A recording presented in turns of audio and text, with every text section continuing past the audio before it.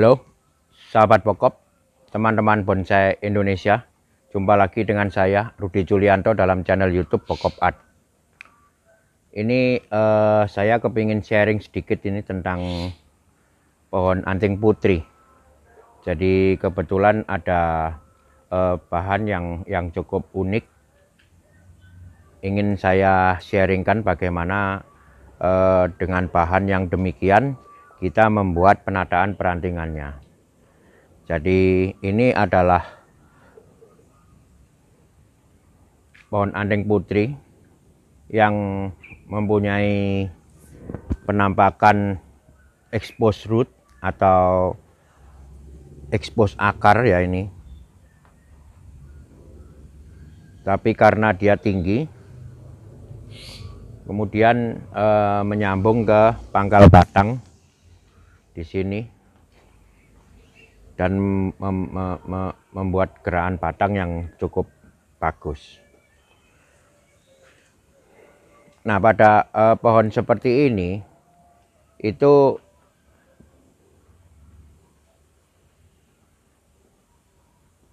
tidak bisa ditata hanya dengan simpel satu kumpulan daun, tidak bisa. Karena apa?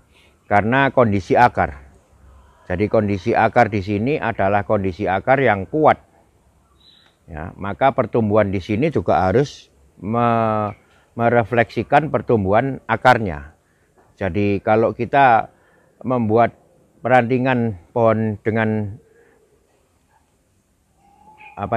kondisi seperti ini, maka kerumunan daun sebaiknya dibuat agak banyak. Ya, tidak minim. Karena apa? Karena kekuatan akar. Jadi akan sangat tidak masuk akal apabila kekuatan akar tumbuh seperti ini, kemudian kita membuat perantingannya sangat simpel atau sedikit. Ya, tetap di sini kita akan membuat banyak sekali perantingan. Selain itu, dilihat dari kondisi bahannya juga bahan utuh. Tidak ada faktor tidak ada unsur keringan ataupun kayu kering. Tidak ada kesan bahwa pohon ini memang hidup sebagai survivor atau hidup di alam yang ganas misalkan. Jadi ini pohon utuh, pohon yang tumbuh normal. Tetapi keunikannya adalah dia bisa menampilkan kondisi akar yang mencuat atau biasa disebut gaya expose root ataupun expose akar. Nah, yang paling penting adalah bagaimana kita menata perantingan pohon ini bisa menyesuaikan dengan kondisi gerak batang. Ya. Oke, nanti kita akan saksikan bersama. Sebelumnya saya ingin lepas daun dulu ini. Jadi ini semua daun akan kita lepas. Setelah itu baru saya akan mengarahkan atau memilih dulu, kemudian mengarahkan sampai mengawat sampai mengarahkan. Nah, nanti di situ bisa dilihat apa yang saya lakukan, desain apa yang saya terapkan pada pohon yang bergaya seperti ini. Termasuk nanti kalau mungkin ada waktunya saya akan melakukan pergantian pot. Sehingga pot apa yang sesuai juga nanti akan bisa terlihat. Oke, saya lanjut dulu dengan proses pruning. Ya, selalu saya menyarankan untuk semua pohon pada saat kita harus melepas daun yang dipotong tangkainya agar titik tumbuhnya tidak rusak. Ya, kecuali kalau kita udah tahu bahkan membutuhkan dia sampai di sini, yang ini ditarik juga tidak ada masalah. Misalkan ditarik seperti ini, tidak ada masalah. Tetapi kalau kita masih membutuhkan tunas atau titik tumbuh, kita potong daunnya seperti ini.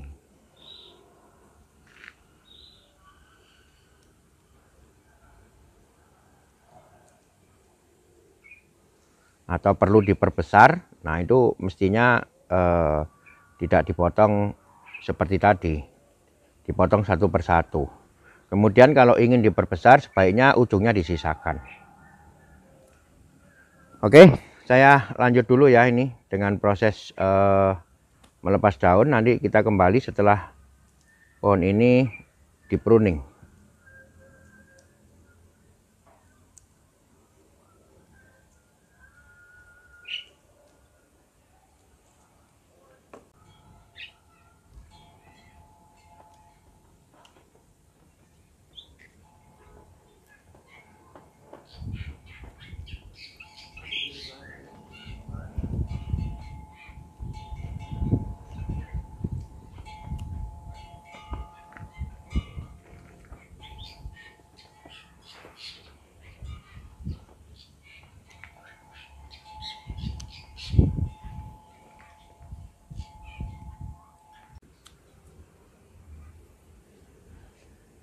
Nah ini sementara selesai saya melakukan lepas daun. Sekarang bisa dilihat apa-apa yang ada, artinya percabangan yang ada sekarang ini. Jadi kita membuat bonsai adalah mengikuti apa yang ada, apa yang disajikan, apa yang ditawarkan pohon kepada kita. Kemudian kita menganalisa, berkomunikasi, artinya menganalisa, membaca apa yang kira-kira pohon ini inginkan.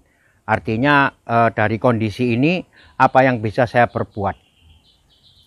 Yang pertama adalah menentukan gerak dasar dulu, menentukan muka daripada pohon ini. Jadi di sini kebetulan dia adalah bergaya expose root.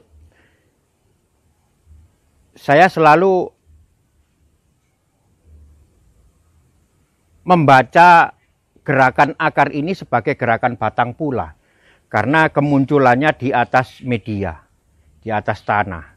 Jadi kita tidak terlalu concern kemari, tetapi justru setelah bukan tidak terlalu concern, artinya membaca gerak batangnya selain dari bawah ke atas ini juga nyambung ke badan. Badan artinya setelah pangkal akar. Jadi setelah pangkal akar ini ada gerakan. Ya. Gerakan inilah yang kita pilih dari sisi mana dilihat supaya terlihat paling enak dan paling bisa menyajikan potensi terbaiknya.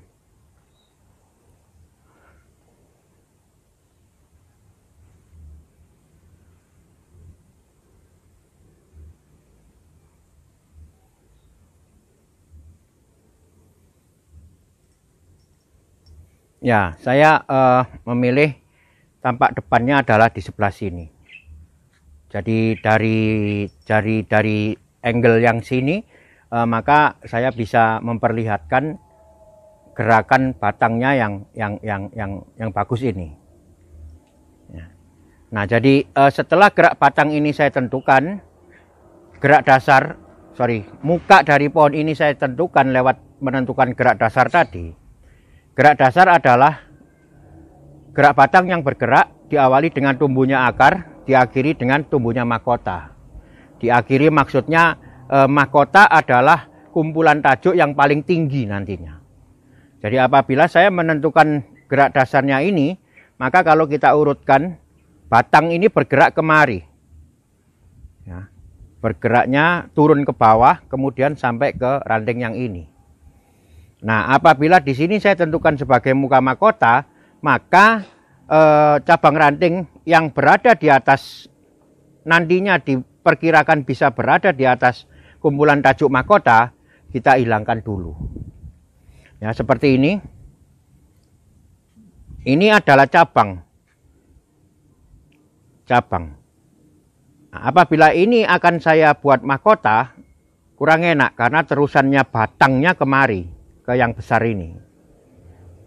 Apabila tetap ini saya mau buat mahkota, maka solusinya ini harus diperbesar. Sehingga gerak batangnya akan mengalir seolah-olah ke arah sini. Diperbesar sampai kurang lebih sama atau melebihi besarnya yang turun ini.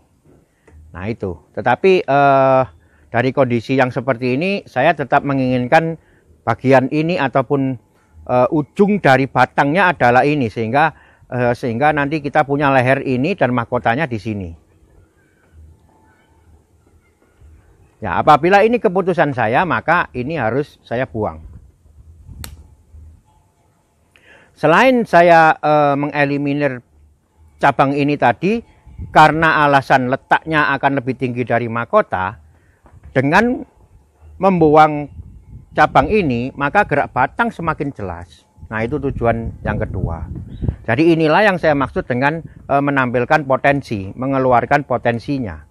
Kalau tadi potensi keindahan gerak batangnya ini masih tertutup. Kalau sekarang udah jelas. Nah, satu lagi.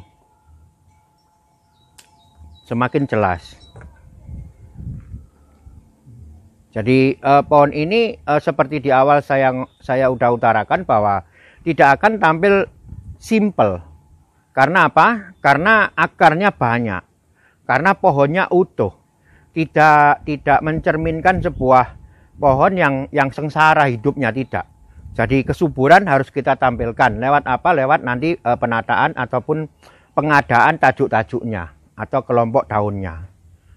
Ya, ini meskipun terdiri hanya dari 2 sumber, saya bisa memainkan di sini sampai ke permainan ataupun pembuatan cabang ranting yang banyak, yang bisa mewakili atau memberi kesan bahwa memang pohon ini pohon yang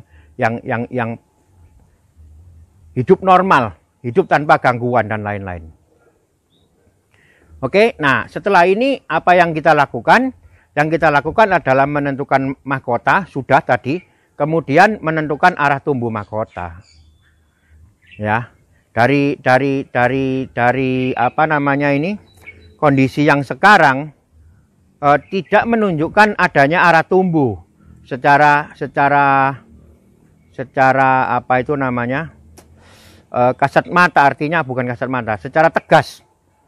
Jadi masih bisa kita arahkan kemana saja. Nah, jadi kalau saya memilih cabang ini sebagai leher, dia lurus ke atas, maka mahkota akan berada di sini posisinya. Diam dia. Jadi mahkota akan lurus ke atas. Diam. Dengan saya menentukan mahkota berada di atas atau mempunyai arah tumbuh ke atas, maka keseimbangan kiri kanan harus saya jaga. Nah, kenapa saya menentukan arah tumbuh pohon ini ke atas? Yaitu menentukan mahkota yang menghadap ke atas, karena keseimbangan kiri kanannya ini sangat seimbang. Saya tidak bisa memilih, bisa saja saya memilih misalkan saya belokkan demikian, ya, kemudian mahkota akan berada di sebelah sini. Ya, ini saya belokkan demikian, mahkotanya akan berada di sebelah sini. Dengan arah tumbuh ini sebagai ekor nanti. Ya, tetapi bagaimana dengan cabang yang ini? Ini juga ada kekuatan. Apakah ini hanya saya tampilkan sebagai pengikut ataupun sebagai counterbalance? Bisa saja. Nah, itu adalah opsi-opsi yang ditawarkan oleh pohon ini. Kita berkomunikasi dengan membaca, menganalisa kondisinya. Itulah yang saya sebut berkomunikasi dengan bahan bonsai. Jadi kemungkinannya harus bisa kita pelajari untuk kemudian kita menentukan keputusan mau diapain ini.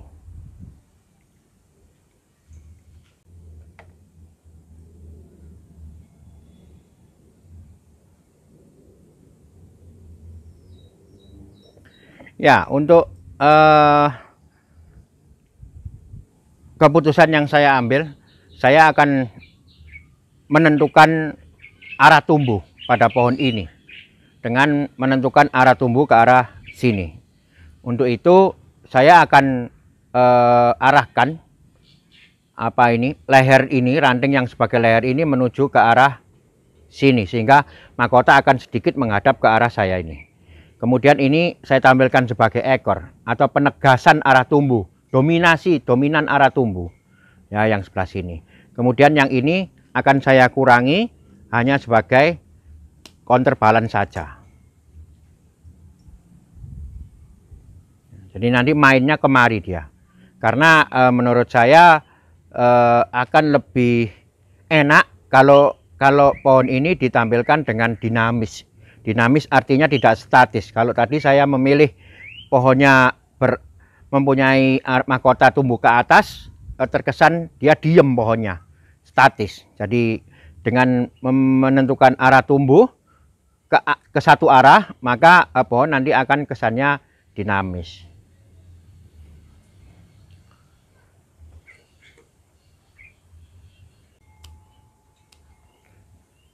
Ya, tentunya hasil apa yang kita dapat pada hari ini masih sangat minim, artinya dia hanya berupa analisa dasar saja, kemudian kita melakukan pengawatan untuk mengarahkan. Jadi ini benar-benar kerangka dasar. Bahkan saya pun tidak memotong ujung-ujung yang masih ini karena memang masih harus dibesarkan dan lain-lain. Ya, jadi ini tadi keputusannya. Nanti akan saya kawat untuk memperjelas apa yang saya rencanakan.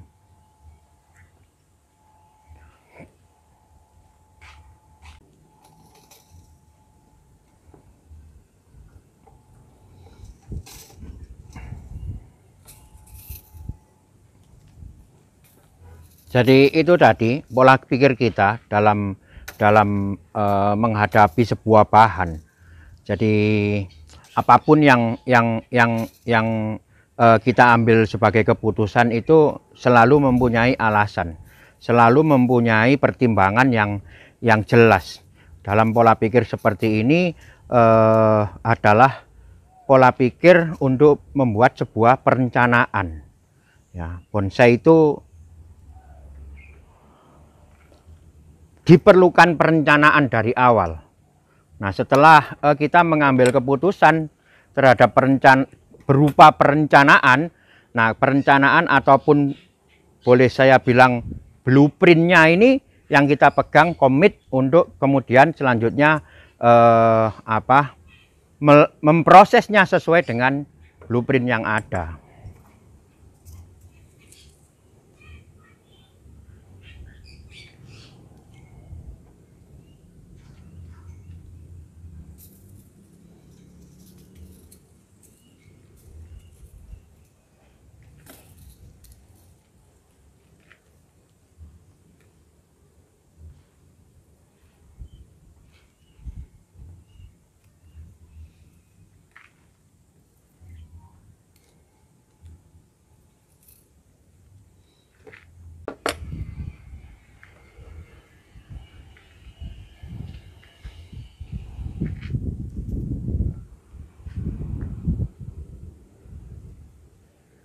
Ya, meskipun masih terlalu minim atau sedikit, paling tidak kita udah punya kerangka dasarnya nanti. Jadi inilah yang saya maksud, membuat bonsai itu perlu perencanaan, perlu membuat blueprint. Karena apa? Karena setelah itu adalah komitmen. Komitmen apa? Komitmen yang harus kita jalani lewat sebuah proses yang sangat panjang untuk menjadikan pohon ini sesuai dengan blueprintnya, sesuai dengan rencananya. Ya, diperlukan pemikiran, pola pikir dan konsep yang kuat dari awal sehingga kita benar-benar jelas. Nantinya kita tahu bahwa pohon ini akan jadi seperti tadi saya memutuskan harus dinamis atau harus statis. Nah, itu sebenarnya konsep dasar. Konsep dasar yang kemudian apabila kita ambil, kita putuskan, kita harus konsekuen untuk melanjutkan. Nah, ini sudah selesai saya kawat seperti tadi.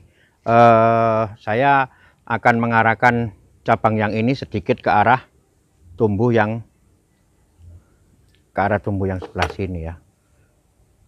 Nah, ini meskipun hanya 2 ranting, kira-kira mahkota akan berada di sebelah sini. Kemudian ini adalah rencana untuk dibuat ekor ataupun ujung dari kumpulan mahkotanya nanti. Masih belum dipotong, masih perlu pembesaran.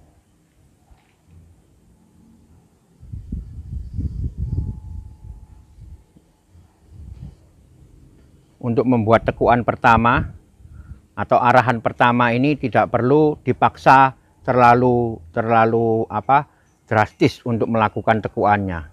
Jadi lekuannya ini parabolanya jangan terlalu bersudut lancip, jadi bersudut tumpul saja. Jangan khawatir nanti kalau perlu untuk ditekuk drastis, kita lakukan bertahap. Tidak bisa langsung, misalkan sekarang ini saya mau dia belok 90 derajat. Oke, tapi sekarang nggak bisa. Kalau dibelokin 90 derajat, takutnya kambiumnya rusak karena ini masih muda sekali. Jadi mungkin 60 derajat dulu. Setelah itu nanti yang kedua penanganan baru dibelokkan lagi 30 derajatnya. Sehingga bisa tercapai 90 derajat. Karena ini memang masih kerangka, masih belum. Untuk melakukan pembentukan belum, jadi pengarahan saja. Nah, ini yang saya maksud nanti sebagai counterbalance.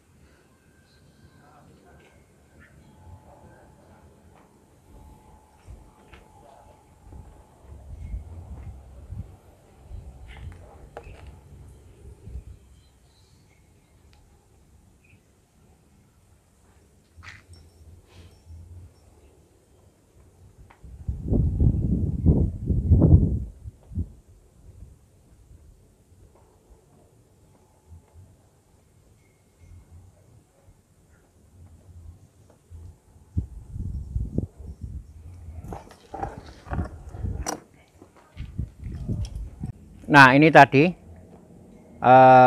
sebuah momen di mana kita harus berkomunikasi dengan bahan, kemudian kita harus menentukan sebuah keputusan yang bisa menampilkan keindahan, menampilkan segala potensi yang ada pada bahan tersebut. Ya. Jadi seperti tadi ada upaya untuk memotong beberapa cabang, tujuannya adalah mencapai ataupun mengeluarkan segala potensinya yang ada, yaitu gerak batang yang indah ini. Ya, dengan demikian gerakan yang meliuk-liuk ini seolah-olah mengalir menuju ke, jadi ada upaya tumbuh yang kita perlihatkan dari sebuah pohon ini, terutama upaya tumbuh akarnya dulu yang sangat bagus ini, kemudian upaya tumbuh batangnya. Nah, ini adalah potensi yang harus kita keluarkan. Dengan pohon yang sederhana, baik dengan pohon yang sederhana seperti ini, kalau kita mempunyai pola pikir membuat yang kuat mendasar, segala keputusan beralasan, maka tidak menutup pohon ini untuk bisa menjadi pohon yang berkualitas pula.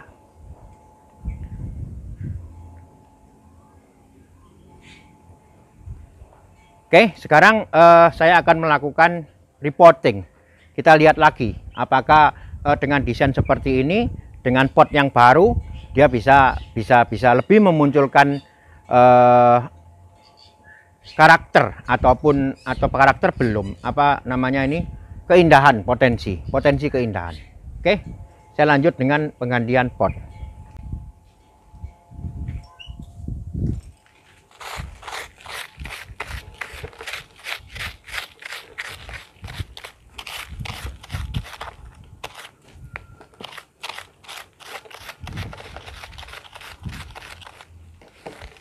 Ternyata ada potnya.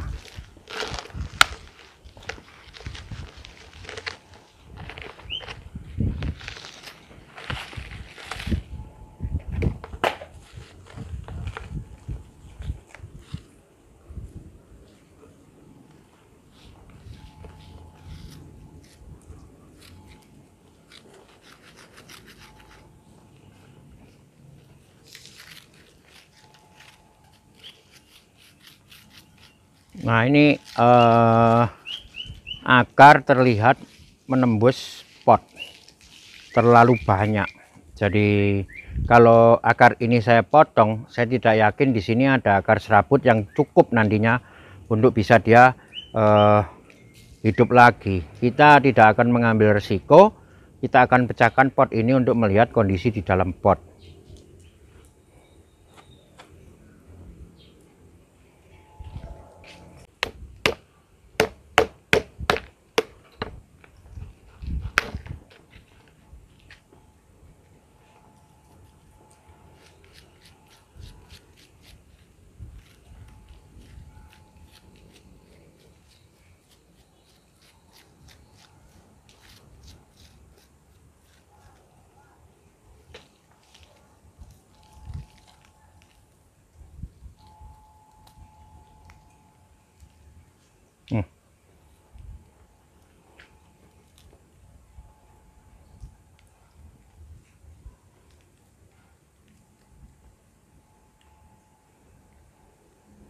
Anting putri mempunyai perakaran yang sangat kuat. Oleh karena itu gaya-gaya semacam ini ataupun apa ini namanya expose akar ini sangat cocok buat anting putri karena memang dia mempunyai akar yang kuat, sehingga meskipun kecil-kecil ini kuat sekali ini. Tidak semua pohon bisa mempunyai perakaran yang bagus sehingga cocok untuk digunakan sebagai gaya yang seperti ini. Hanya pohon-pohon yang mempunyai perakaran kuat yang. Nah, ini udah kita urai akarnya, kemudian akan saya kurangi. Dengan demikian saya sudah tahu jalurnya, artinya kalau tadi masih sangat beresiko,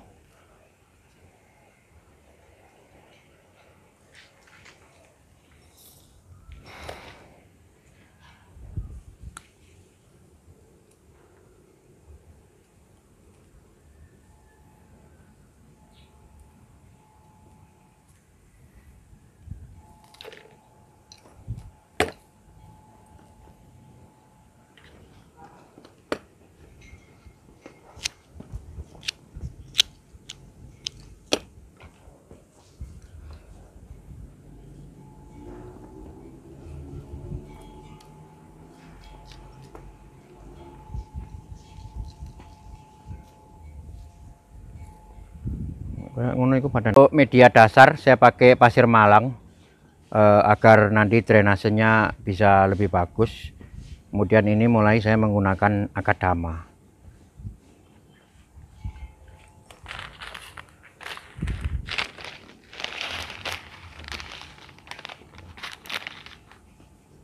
Dekastar.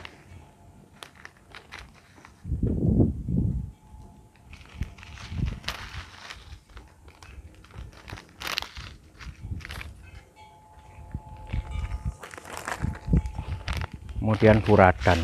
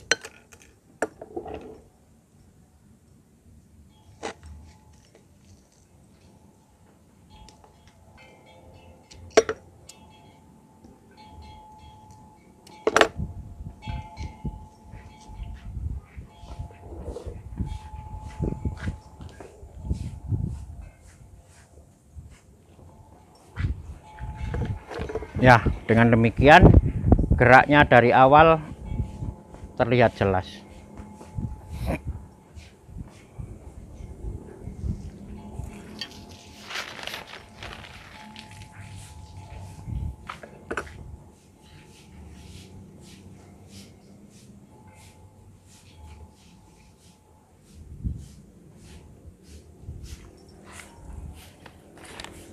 Matiin. Nah, selesai teman-teman. Inilah hasil sementara atau hasil dari styling pertama dari pohon ini. Tadi saya hanya sharing tentang konsep-konsep, kemudian langkah dasar, kemudian membuat kerangka dasar dan lain-lain. Ya, inilah langkah awal membuat bonsai. Ya, sebelum pohon ini ditraining menjadi bahan bonsai. Jadi ini sudah memenuhi syarat untuk dijadikan bonsai, maka inilah saat pembuatan bonsai dimulai. Artinya finishing membuat bonsai. Kalau tahap sebelum ini adalah tahap membuat bahan, termasuk mempresentasikan atau membuat kondisi akar seperti ini, kemudian membuat liukan, karena ini hasil budidaya. Jadi ini semua direncanakan atau dibuat, memang dibudidayakan untuk kemudian dia berbentuk seperti ini. Nah, sekarang dari kondisi yang seperti ini kita akan meneruskan prosesnya untuk dijadikan bonsai. Itu tadi adalah langkah dasar, itu tadi adalah cara bagaimana kita membuat blueprint dari sebuah bonsai, bahan bonsai. Oke, terima kasih teman-teman telah menyimak, semoga ini bermanfaat. Tetap ikuti terus channel YouTube Pokop Art untuk segala info, teknik, dan sharing saya membuat bonsai. Tetap semangat, mari kita berkarya, karya bonsai Indonesia, bonsai tropis, konsepnya Pokop. Salam Pokop.